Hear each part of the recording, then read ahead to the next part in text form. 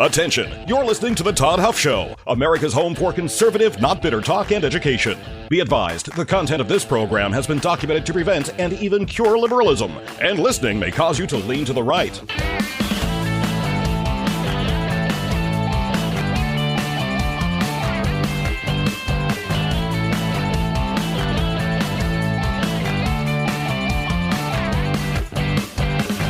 And now, coming to you from the Full Suite Wealth Studios, here's your conservative but not bitter host, Todd Huff. Well, welcome, my friends. Thank you so much for tuning in to today's episode of this Toddcast, America's home for conservative, not bitter talk and education. As always, it's my pleasure to be here today. You know, last week, I got a text from someone that I care about, and he had asked me a question. And candidly, I overlooked responding. And listen, there's a lot going on here. There has been for a long time, but there's a lot of things going on behind the scenes, and I don't want to get into that necessarily, but I forgot to respond. And the question, it was a two-part question. Of course, there's no way that I could have answered this in text, but I kind of filed it away and thought this is something that I might address on the show, because that's typically how I try to do this. I try to, if someone asks me a question, my thinking is, how can this be helpful to the most people?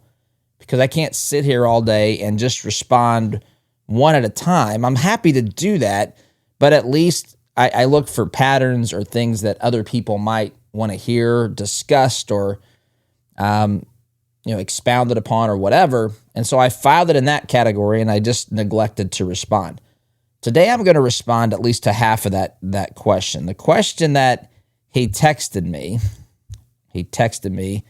well, I guess it wasn't a question. It's just kind of a demand. It says, explain to me Greenland and Venezuela. And today, I'm going to try to explain Greenland as best as I can. There's news coming out which will reference that article where Trump has basically announced victory, calling off the tariffs, announces a framework over a future Arctic deal, which answers a lot of the Greenland concerns and where that came from, what the point of that was. I want to look into this. I want to get into this. This article, by the way, well, it was at the Epic Times. But that's what we're going to reference here and talk about here today in due course. So that's where we're headed, my friends. And before we get there,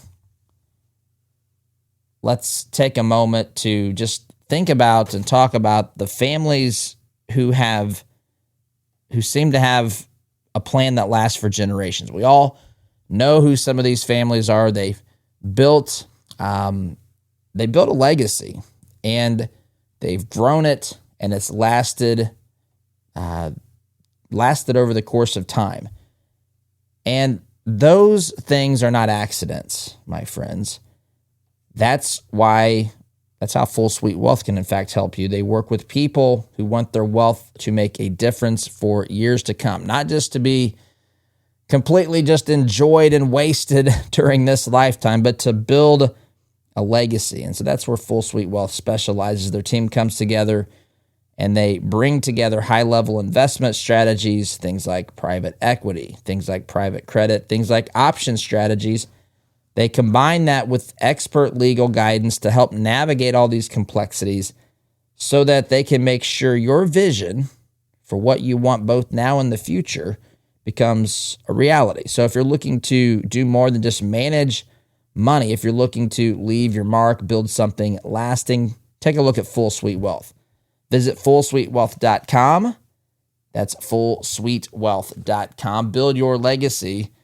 Secure your future. Okay, so I want to talk about Greenland today. In fact, I'm going to see if I can find this article is now showing me that it is not accessible with the link I had given it. So let's see if we can get to it Another way, here it is. Yeah, I don't know why, if the link had changed or what, but now I've got it. So this is at the Epic Times. Trump calls off tariffs over Greenland, announces framework of future Arctic deal. This solution, if consummated, will be a great one for the United States of America and all NATO nations, Trump wrote on Truth Social. So let's set the stage here first as to what Greenland, what is going on there, how we got to this point, what this is about, and let's discuss this. And I think the place to start, and I want you to be mindful of this. I did not come up with this. You've heard me talk about this before. This is, I think, the lens through which all of this should be observed and thought about. Someone made this comment. This was years ago during Trump's first term, I believe, after they watched him govern, act as our chief executive and so forth. They made this comment, and it really stuck with me, and I can't find who to attribute this to, but I remember this because the quote was powerful. I did not say this. I'm simply repeating it. Now, if you want to quote me like Michael Scott quoted himself when he quoted Wayne Gretzky, where Wayne Gretzky says, "You miss 100% of the shots you don't take," Michael Scott quoted that and said, "You miss 100% of the shots you don't take, Wayne Gretzky," and he attributed that quote to Michael Scott. But anyway, I didn't come up with this, is the point. So here's what I think, interpretive lens we should be mindful of as we go through this. And here it is. Someone once said, those who like Trump take him seriously, but not literally. Those who hate Trump take him literally, but not seriously. Now, it's also been said one of the signs of being an adult is to entertain a thought, having the ability to entertain a thought without accepting it. So you don't have to accept that thought. I happen to think that that's profoundly true, what I just read. You don't have to accept that just yet. I'm just asking you, especially for those who hate Trump or just roll your eyes every time you hear his name or whatever, feel the need to maybe virtue signal anytime someone mentions Trump or voting for Trump. Just try to see it from this lens for a second. I think that there's a whole lot of wisdom tucked away in that.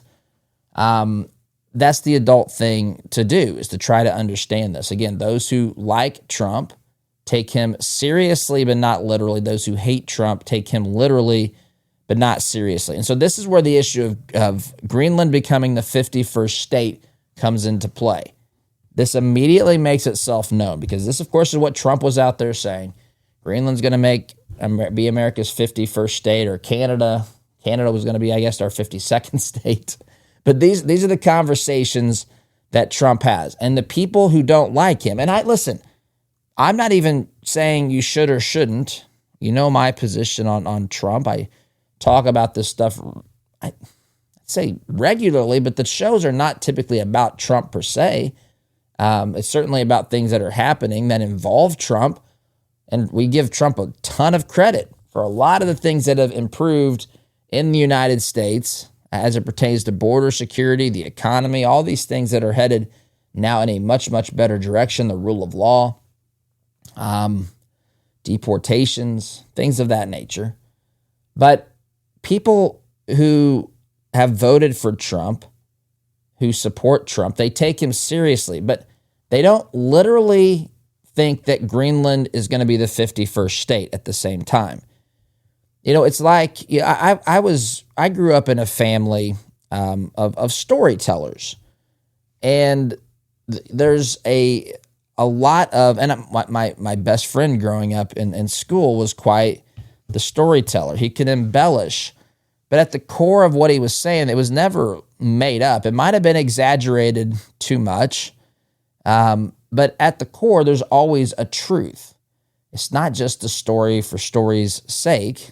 Oh, well, sometimes it might be, especially in the Huff family. But I grew up hearing some stories, and sometimes I remember I would hear something that didn't sound right. There's some stories I could tell you on here that would be thoroughly entertaining. But I heard them so much as a kid. There were times I didn't believe some of the stories. They didn't sound believable. And I kid you not, the story would come up around someone, someone that knew or was around when the story would have taken place. And they said, no, that really happened. Your family's not exaggerating that. I mean, maybe they're exaggerating it, but it happened, what you're describing there. I remember one case of a teacher. I can't tell these stories, but a teacher that my family members had at the school they went to. I remember some of the stories they told about this guy, and it sounded completely made up. It sounded like it should have been in a movie, and I've had this confirmed by many people that these things actually happen. Anyway, but at the core, so you can take something seriously without taking it literally, right? And so the people who dislike Trump, and you could argue this both ways. I'm not here to say that you're wrong in this case. I just want you to listen. I'm trying to help explain an issue. So some people may take Trump literally, and if you take him literally, again, I don't know chicken egg, which one came first here in this particular story. Do they view the entire world literally, and then when Trump speaks figuratively or with exaggeration, can they not see past that? Is that why they're there? Or is it a built-in excuse mechanism to say he's lying because they try to interpret everything he says literally? I don't know. That may vary on a case-by-case basis. But if you take Trump literally, then you'll never, and only literally, but not seriously. He's not serious because he's not literal. Maybe those things are inexplicable or inseparably attached to one another. I don't know in the minds of people. But if you take him literally, you're never going to see the truth or the seriousness that he had about a particular issue, especially when he's employing techniques that he writes about in his book, The Art of the Deal, which I have around here somewhere.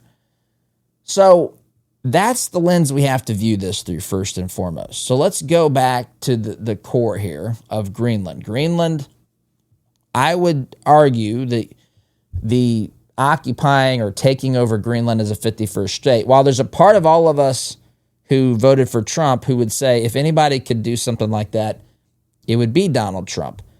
And there's a part of people who are saying, let's see what Trump's got in store here because we don't know. There's been things that have happened that only Trump could accomplish because of his approach and the way that he does things. I mean, you think about, again, some of these things get ignored over the course of time, not by Trump supporters sometimes, where they get forgotten about, but a lot of times they just get lost in over the course of time. But if you remember when Trump became president in 2016, the NATO countries weren't really supporting NATO at all, much at all. They were not taking it seriously. The United States was funding the entire thing, basically, or a huge chunk of it. That all got changed. When Trump became president, I remember the idea of Roe versus Wade being overturned seemed absolutely ridiculous. It seemed impossible.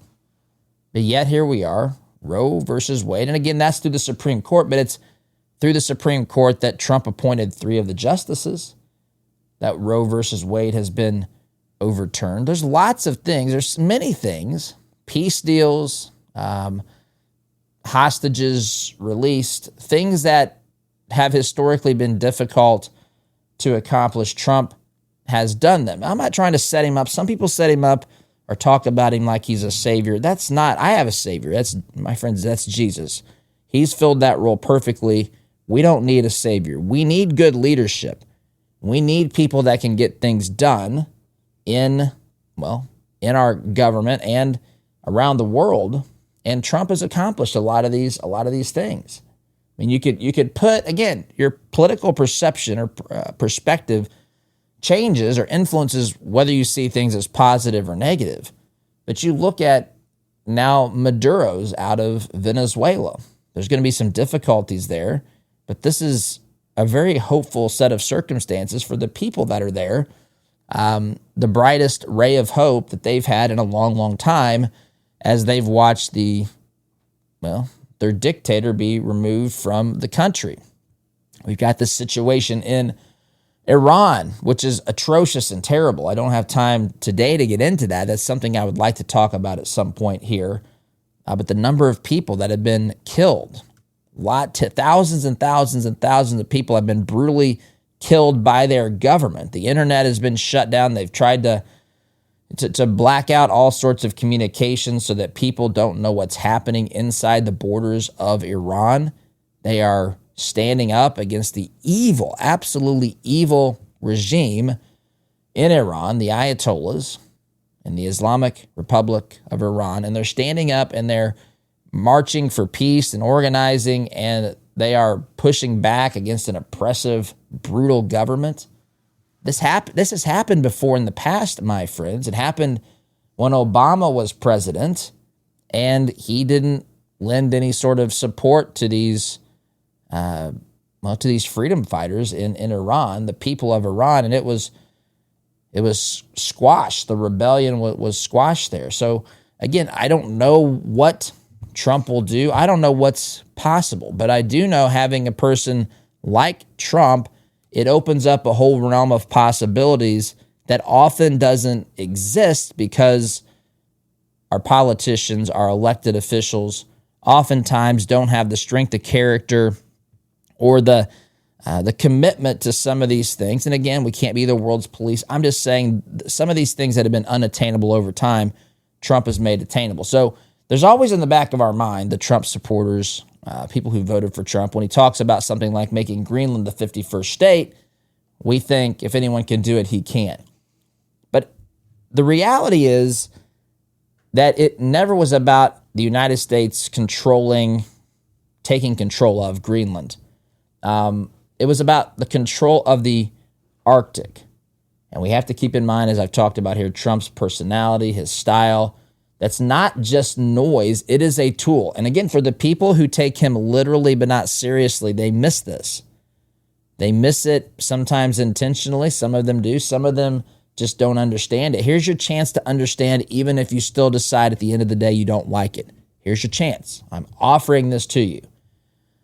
So this is a recognizable negotiating pattern, but what's difficult about the pattern is is unpredictable. The pattern is itself a wild card, but we know that this is what Trump does. And so instead of thinking about conquering lands or taking them in as actual states, we need to think in terms of power in the modern world being about control, being about leverage, being about having a seat at the table and some authority to set the rules and the terms, because the Arctic is full of natural resources. It is a tremendous strategic asset. Greenland is perhaps the biggest one. Canada's up there too. Canada falls a lot into this discussion as well when Trump talks about making Canada 51st or 52nd state, whatever we're up to now. If you're on Obama's count, we're looking for state 58 and 59. But anyway, people misread this because, again, they take Trump literally and dismiss him entirely because of some of the things he says, and his tactics, his style and strategy are just a little much for them, I guess. So here's what happened. January 17th of this year, just 5 days ago, Trump announced on Truth Social a tariff threat. Countries in Europe. Countries included Denmark, Norway, Sweden, Finland, Germany, France, UK, Netherlands. Notice where they are. Those are the countries in that region. And this is European countries, NATO countries here, and Trump had scheduled a 10% tariff for February 1st. That's just in 10 days, I guess. And then the tariffs were going to escalate to 25% by June 1st. This was all explicitly tied to Greenland. And so what this did was that this caused there to be panic, of course, predictably, because we've witnessed Trump do these things with tariffs already. Some tariffs are in place and people are feeling the pinch and the pain around the world. Other tariffs were used as negotiating tools to try to get work on the balance of trade around the world that the United States has with other countries and so forth. It was used as leverage for other things. Bottom line, Trump has used tariffs in very aggressive ways, and he's followed through on some of them. He's relented on some of them. He's negotiated. He keeps you guessing on what's exactly going to happen. So this, of course, a lot of NATO is involved here. And so a NATO Secretary General, Mark Rutte, had gotten involved.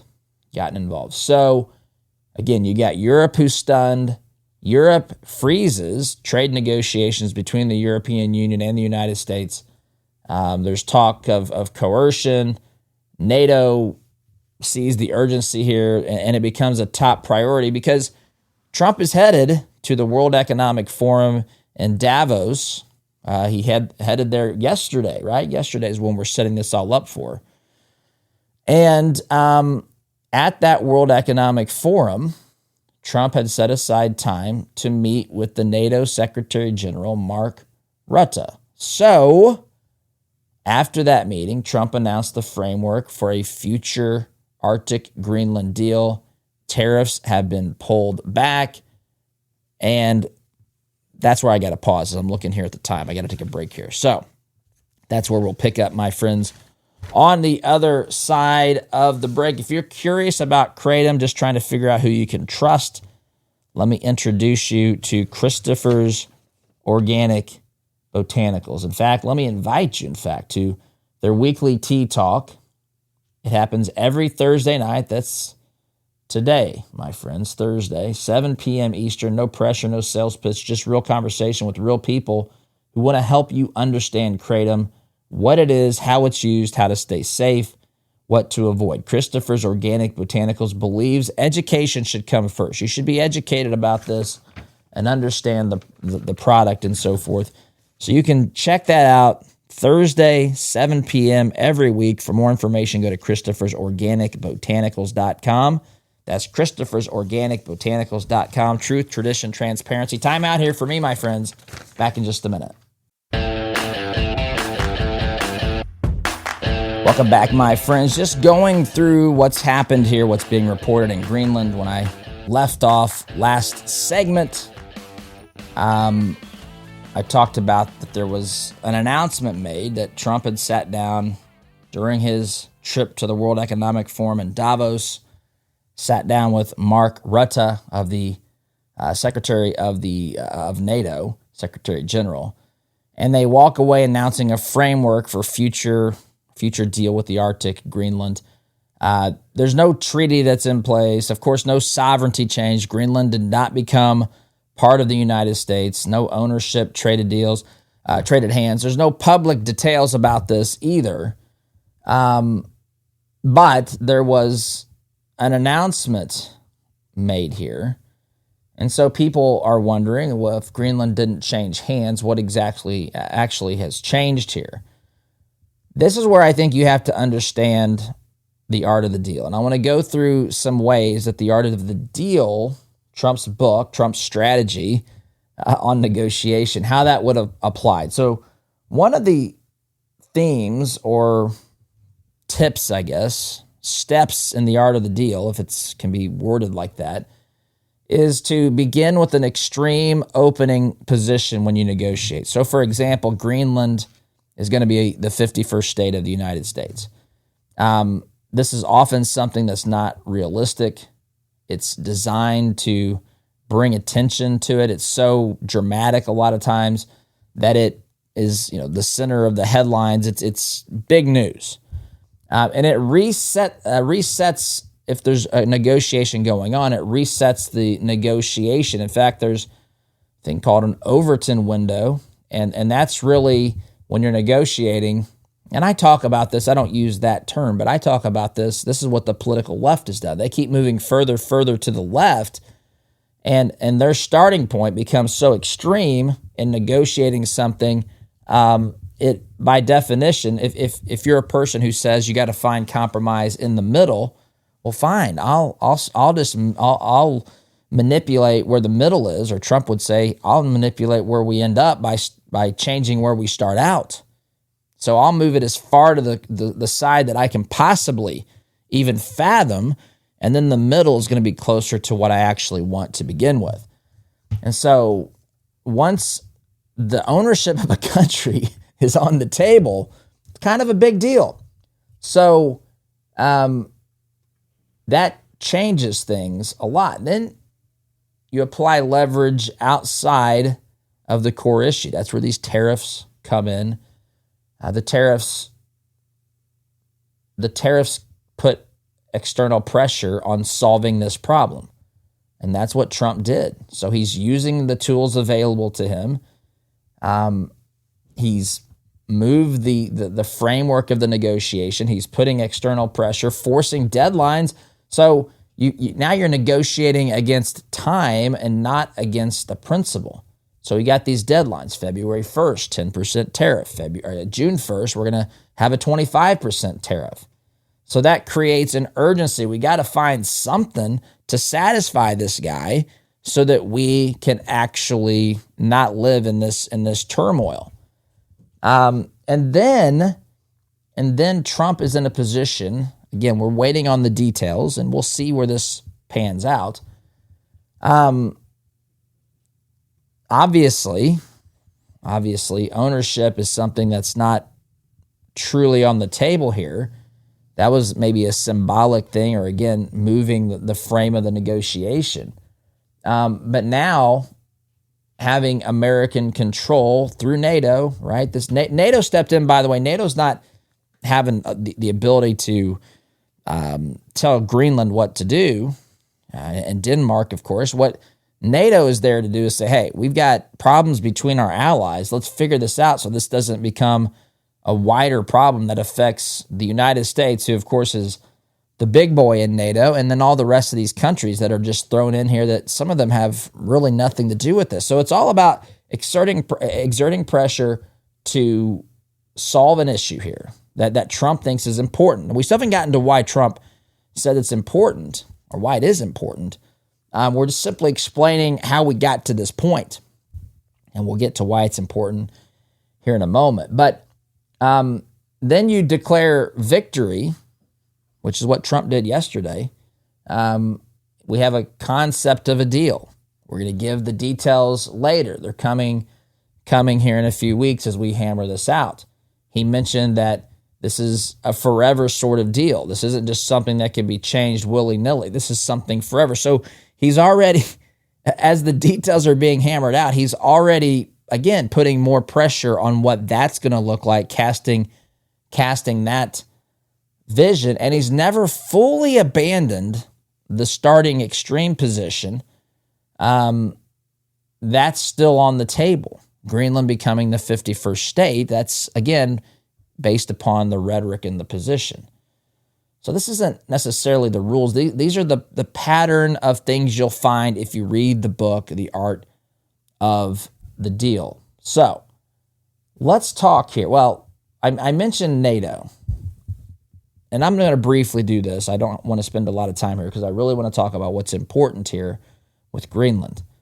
So the NATO Secretary General, again, was put in this position because he works with all the NATO allies. So he's going to try to bring these people to the table and get this problem solved.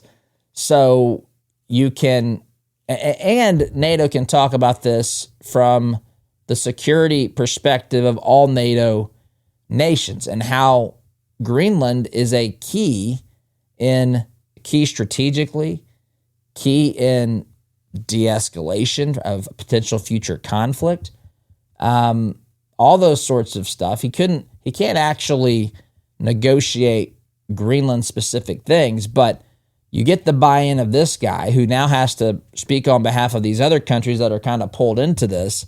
There's a lot of leverage there. So, again, it shifted this from U.S. versus Denmark/Greenland to U.S. cooperating with NATO to solve this larger problem. This is an allied-wide, an alliance-wide, I should say, security deal for the Arctic in general. So that's kind of how we got here. Now let's talk about what's at stake here. We got some geopolitical enemies that are exploiting this region, and this is an important region, especially as things change here in the 21st century. So we'll get to that. That's where we're headed next, my friends. But friends, let's face it, every dollar we spend is a vote for the kind of America we want to live in. That's why we launched Freedom Marketplace. It is a free directory of businesses that align with your conservative values. These businesses have made a promise, a vow. They won't support leftist candidates or leftist causes. And if they do that, my friends, if they're caught, they will be booted out of the directory. We seek to provide for you a place where you can buy products and services and so forth that those purchases are made with companies that are pushing in the same direction. They're not going to take those funds, those profits, and fund things that you are completely 100% fighting against each and every day as we seek to regain control of the politics and culture of this country and the insanity that we have had to deal with here in recent decades. So, if you're tired of funding the woke agenda, visit freedommarketplace.net. That's freedommarketplace.net. It's free, it's easy. And friends, it's a great thing to do. It's a great thing to do. Support local businesses that are, that share your values. And by the way, my friends, you'll find liberty in business for all at freedommarketplace.net. All right. So let's talk here. I'm going to have to square this up or tee this up before we get to the final segment. There's some big names, other countries that are involved in Greenland or in the Arctic in general. Let's talk about the Arctic. You've got Russia and China. Russia has put a lot of resources and time in the Arctic. In fact, you can make the case that this is the core or one of the core components of the Russian military strategy, future theater, whatever. They've opened bases, reopened bases, built bases. They've got nuclear submarine bastions that are in the area, missile defenses, radar, Northern Sea route control. That's important for Russia. This gives them, what they're trying to accomplish here is second strike security in the event of nuclear war. And the Arctic as, part of Russia's space. They want it to be under the control of Russia as much as possible for other reasons as well. But for those main reasons I've listed. So China's involved here as well. It's not quite as advanced as it pertains to the Arctic as Russia, but China's got some concerns in this area as well. I'm going to have to get to those after the break because I'm up against the clock, my friends. Sit tight. Be back here in just a minute. Welcome back, my friends. Third and final segment of today's program, just talking here about what's really going on with Greenland, the form of this negotiation, what's going on. And, of course, we're looking at this through the lens of a quote that someone said. I don't know who it was. I'm going to see if I can still find who to give credit to for saying this. But the lens we're looking at this through today is the statement that says that someone else other than me came up with. People who like Trump take him seriously, not literally. People who don't like Trump take him literally, but not seriously.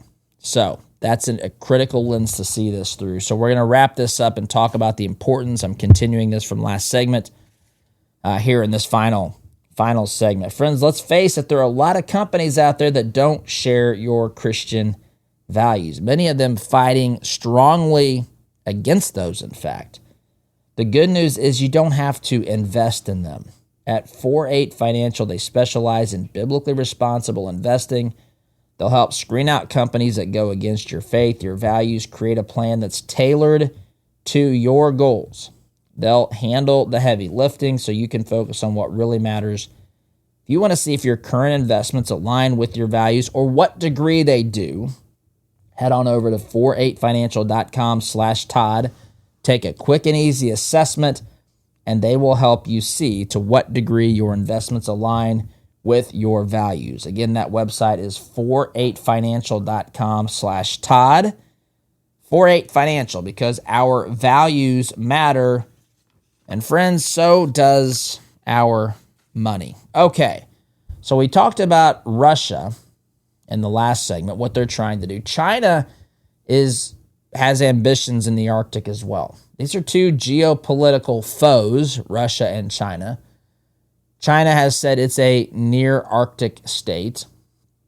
This is more of an economic strategy for China than military bases and so forth like Russia is using. They're looking for ports, infrastructure, research stations, shipping access. That's a bigger thing, as some shipping lanes have opened in the Arctic. And then, of course, using those shipping lanes for resources and supply chains. So what they want to do is normalize their presence in the Arctic and make it impossible, kind of embed themselves so that they're part of that equation up there, so that it's impossible to be excluded from using the Arctic later.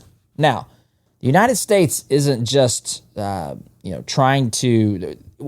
When you look at those countries involved, let's say it this way: when you look at those countries involved, we have to be mindful of who they are, what their objectives are, what they're trying to accomplish, what threats they pose to the United States, to freedom around the world, and of course, by extension, the United States.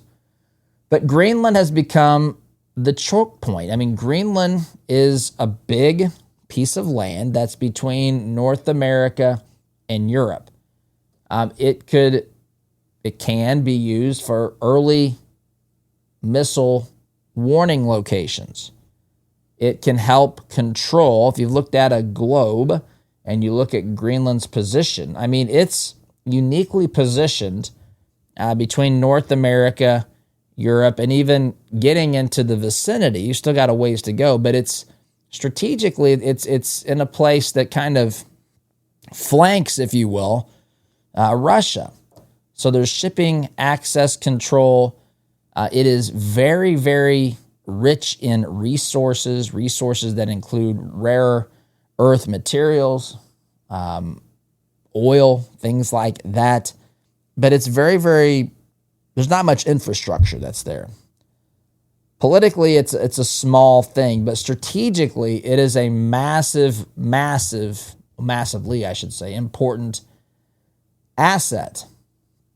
And so it's critical as we move into the 21st century. So for a nation to have power today, you don't need to annex, you don't need to colonialize things. You just need some control. You need some influence in the region. And in fact, having that control without having the land yours is kind of a common way of doing this. So this, of course, has echoes of the Cold War. For those of us who grew up in the 80s or who were alive in the 80s when the Cold War reached that kind of that frame, Gorbachev and Reagan and Star Wars program and First Strike and Second Strike and all this nuclear capabilities, even back to the 60s, Cuban Missile Crisis, all these sorts of things. I mean, this has echoes of that, especially with Russia under the leadership of Putin and so forth, and what's going on there, and how much they're embracing freedom versus some of them wanting to return, I should say, to communism. A lot of those folks still really revere Stalin and his memory and so forth. This is look, it's similar to, in ways, the space race. There's certain strategic importance here. This is going to determine who can enforce trade rules and so forth.